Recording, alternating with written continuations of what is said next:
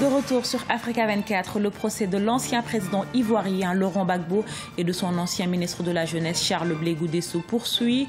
Les deux hommes sont poursuivis par la Cour pénale internationale, notamment pour crimes contre l'humanité. Suivez avec nous la suite des audiences à La Haye.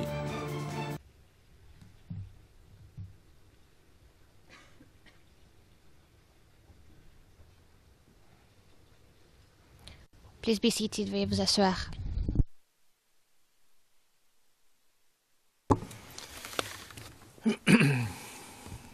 Good morning again. Good morning, Professor Klosterman. Le juge président, bonjour à nouveau. Donc, rebonjour, Monsieur Klosterman. Sans plus tarder, je redonne la parole à Monsieur Demirjian pour la suite de son interrogatoire. Monsieur Demirjian, merci. Monsieur le Président et Professeur Klosterman, je n'ai que quelques questions à vous poser au sujet de votre deuxième rapport qui va être affiché à l'écran, CIVOTP 00831482. Il s'agit du rapport qui porte la date du 23 juin 2015, quatrième demande.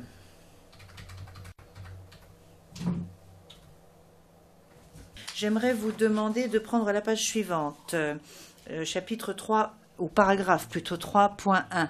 Et là, nous voyons à nouveau que le fémur, ou qu'un échantillon de fémur a été pulvérisé.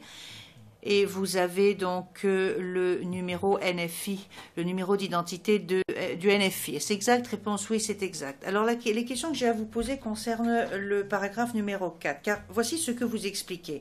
Vous avez le fémur et nous avons le numéro d'identification.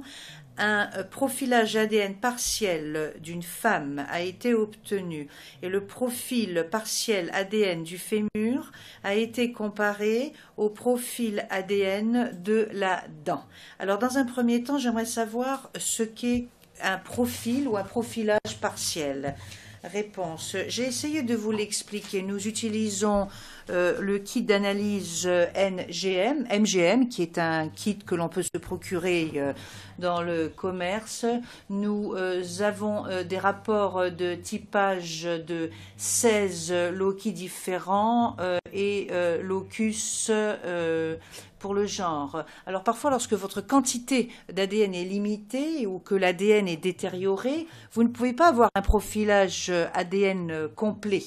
Vous ne pouvez pas avoir tous les résultats que vous souhaitez avoir, que vous attendez d'avoir. C'est pour cela que nous parlons de profil ADN partiel, à savoir toutes les informations ne sont pas disponibles, mais il y a quand même des informations qui sont extrêmement utiles. Et à partir de cet extrait de fémur, nous n'avons obtenu qu'un profil ADN partiel. Question, dois-je comprendre donc que si vous avez un profil ADN partiel, cela ne vous empêche pas d'établir une comparaison entre deux profils? Réponse non. C'est seulement lorsque le profil ADN est vraiment trop partiel, trop limité et que vous obtenez trop peu d'informations. Là, vous pouvez vous attendre à ce que les preuves scientifiques que vous obtiendrez seront véritablement minimes. Donc, nous souhaitons toujours avoir le plus de renseignements scientifique possible. Ce n'est pas toujours possible. Lorsque vous avez très peu d'éléments scientifiques, cela vous donne une valeur très faible avec un ratio de vraisemblance qui est très faible. Question, très bien. Page suivante, paragraphe 5. Vous expliquez que le profil ADN partiel du fémur correspond au profil ADN de la dent. Il s'agit toujours de la même victime numéro 8. C'est cela? Réponse oui. Il s'agit de la même victime. Question, et vous exprimez les résultats en utilisant la même formule que dans le rapport précédent, à savoir les résultats sont 1 milliard de fois plus vraisemblables si le fémur et la dent proviennent de la même personne, une femme, que si ces restes provenaient de deux femmes différentes n'ayant aucun lien de parenté. Donc, est-ce qu'il s'agit du même coefficient de vraisemblance dont vous parliez? Réponse A, c'est légèrement différent. Ce que nous avons là, c'est un profil ADN partiel pour le fémur et le profil ADN pour la dent. La question consiste à savoir si les deux échantillons proviennent de la même personne. C'est la première question qui a été posée, ou est-ce qu'il y a lieu mélange? Et ce que nous voyons, c'est que le profil ADN partiel du fémur correspond à toutes les informations dont nous disposons pour l'ADN de la dent, pour le profil ADN de la dent. Donc c'est une information très importante, car lorsque nous posons la question à savoir est-ce que ces deux échantillons proviennent de la même personne, et là nous avons véritablement des éléments très importants nous permettant de déduire qu'il s'agit bel et bien de la même victime. Question. Et en bas du document, nous avons à nouveau votre signature et votre nom. C'est cela? Réponse oui. Question. Monsieur le Président, je souhaiterais demander le versement au dossier de ce rapport. Et je n'ai plus de questions à poser à ce témoin. Le Président, je vous remercie beaucoup. Et avant de donner la parole à l'équipe de la Défense, je souhaiterais, pour ma gouverne personnelle, vous poser quelques questions.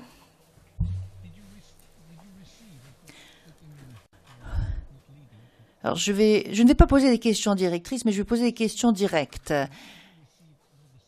Qui vous a donné tous les échantillons que vous avez analysés? Réponse. Je ne les ai pas reçus moi-même. Le Président. Oui, non, c'est l'Institut qui les a reçus. Réponse. Oui, cela figure dans mon rapport. Ces informations, je les ai obtenues de la CPI. Question donc du Président. J'aimerais savoir si votre Institut, le NEFI, a fait des analyses indépendantes au sujet de la provenance des échantillons. Réponse. Non. Nous avons seulement fourni ou donné à ces échantillons des numéros d'identification uniques et ensuite nous avons procédé aux analyses ADN. Question. Donc, vous n'avez jamais en fait remis en question l'origine de ces échantillons. Réponse. Non. Seulement nous savions qu'il s'agissait par exemple de fémur ou de dents. C'est les seuls renseignements que nous avons obtenus. Le Président, je n'ai plus de questions à vous poser. Maître Altit, je vous en prie. Maître Hocher, c'est l'équipe de Monsieur Blégoudet qui va commencer. Le Président, excusez-moi, Maître Knops. Et de grâce, Maître Knops, ne parlez pas néerlandais. Ne parlez pas néerlandais avec le témoin. Good morning, Professor Klosterman. Maître Knops, bonjour, Monsieur le professeur Klosterman. Je m'appelle Jert Alexander Knops, je suis avocat et j'exerce aux Pays-Bas et je suis l'un des conseils de Monsieur Blégoudet. Merci d'être venu ici ce matin. J'ai quelques questions à vous poser au sujet des deux rapports. Le premier étant le rapport amendé et le deuxième rapport étant le rapport relatif aux enquêtes faites sur le T-shirt. Alors pour ce qui est du premier rapport, il s'agit en fait du rapport intitulé rapport amendé, rapport du 13 mai, troisième demande, numéro de la demande étant la troisième demande. Alors l'accusation s'est déjà penchée sur ce rapport dans une large mesure ce matin et j'ai quelques questions à vous poser. Ma première question visera la première page, à savoir la page CIV OTP-0084-3931, la page intitulée Information.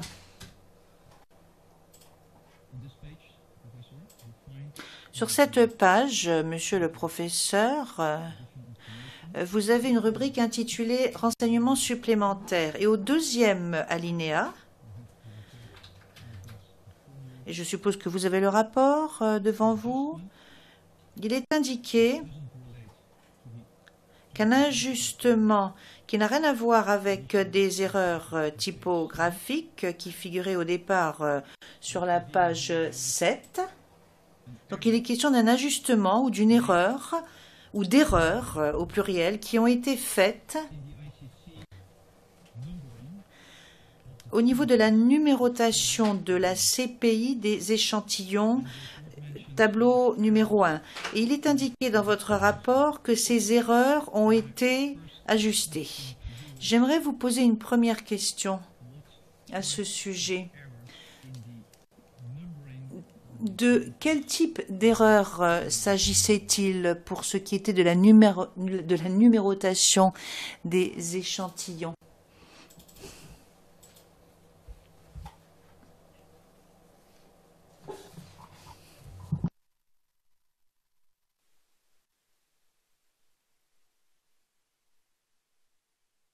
then I should make an Réponse. Alors, il va falloir que je procède à une analyse approfondie des deux rapports, car je ne peux pas vous dire comme cela quelles sont les erreurs qui ont été corrigées. Question. Je comprends que ces erreurs sont différentes des erreurs mentionnées à l'alinéa 1, à savoir les erreurs typographiques. Dans ce cas d'espèce, il s'agit d'erreurs de numérotation. C'est cela? Réponse oui. Question. Mais qui a découvert ces erreurs de numérotation? Est-ce que vous vous en souvenez? Est-ce que vous vous souvenez qui a fait allusion à ces erreurs? Réponse. Je pense que cela est venu de la CPI. Si j'avais, ou lorsque j'aurais toutes les informations relatives à cela, je pourrais vous répondre exactement, mais je ne dispose pas de ces informations ici. Question. Donc, vous n'avez pas les informations qui vous permettraient d'indiquer à la Chambre quel type d'erreurs de numérotation ont été ou avaient été faites. Réponse non. Question. Mais est-ce que vous vous souvenez qui a rectifié ces erreurs?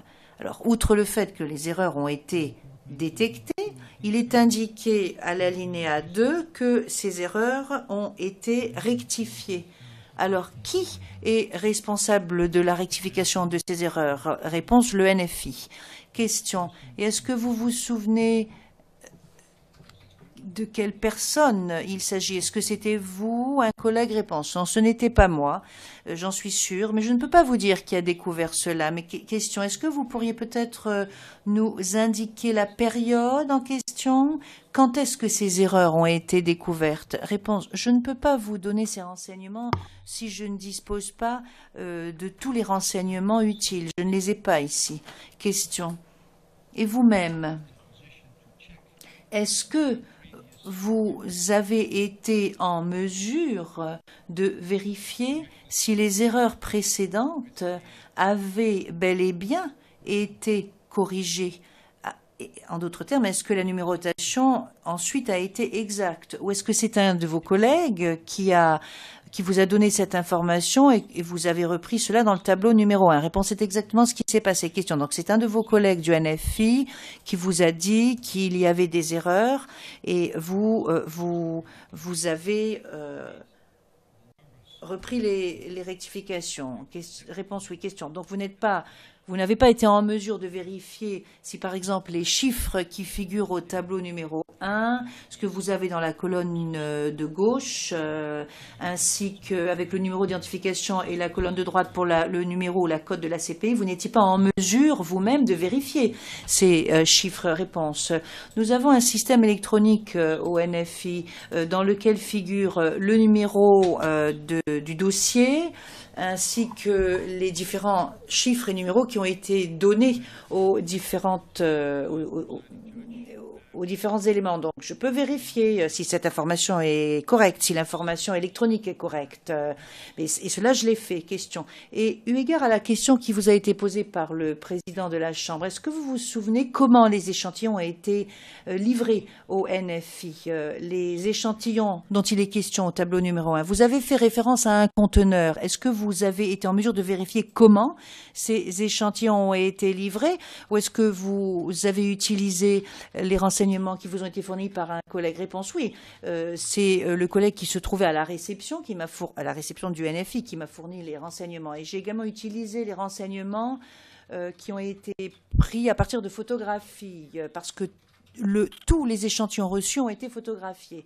Question oui. Réponse oui. Donc j'ai pris ces renseignements. Question. Mais est-ce que vous vous souvenez, monsieur le professeur, si la CPI qui vous a envoyé les échantillons vous a fourni un formulaire de chaîne de conservation formulaire écrit pour ces échantillons? Réponse oui. À partir du moment où les échantillons ont été amenés depuis la CPI jusqu'au moment où ils ont été transférés au NFI, tout a été extrêmement bien répertorié et consigné. Question. Mais pour ce qui est de la chaîne de conservation de ces documents, est-ce que vous les avez? Est-ce que vous en souvenez? Réponse oui. Ce dont je me souviens, c'est qu'il y a un tableau avec des signatures pour ce qui est du moment où les éléments ont été transférés. Question. Mais est-ce que cela pourrait être le formulaire qui est intitulé formulaire de transmission et de réception? Réponse oui, cela peut être le cas. Question, est-ce que nous pourrions, je vous prie, demander l'affichage du document qui est en annexe du rapport de mission du Dr Bakar, CIV OTP 0084 3939, page numéro 3945.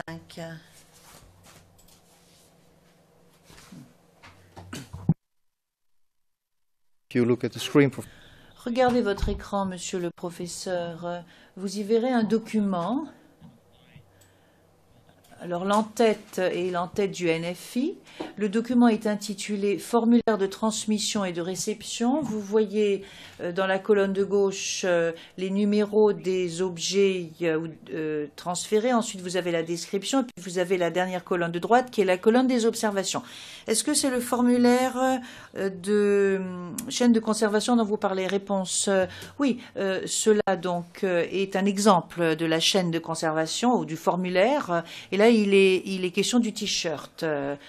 Question, oui, je reviendrai sur le t-shirt dans une minute, mais il s'agit d'un document qui a été rédigé par le NFI. Ce que je voulais savoir, c'est si ce type de formulaire vous a également été transmis par les enquêteurs de la CPI. Ou est-ce qu'ils ont été transmis par les enquêteurs de la CPI au NFI? Réponse. Écoutez, il faudrait que je reprenne le dossier pour trouver ce type de renseignement. Question. Mais si nous voyons ce document, monsieur le professeur, vous voyez qu'il est écrit à la main. Incident, démonstration des femmes, 3 mars 2011. Vous voyez cela? Réponse oui. Question. Qui a écrit cette précision? Est-ce que vous en souvenez? Est-ce que c'est le NFI? Est-ce que c'est quelqu'un qui a présenté cette information au NFI? Réponse. Peut-être que ces informations ont été présentées au NFI, mais je ne sais pas qui l'a écrit.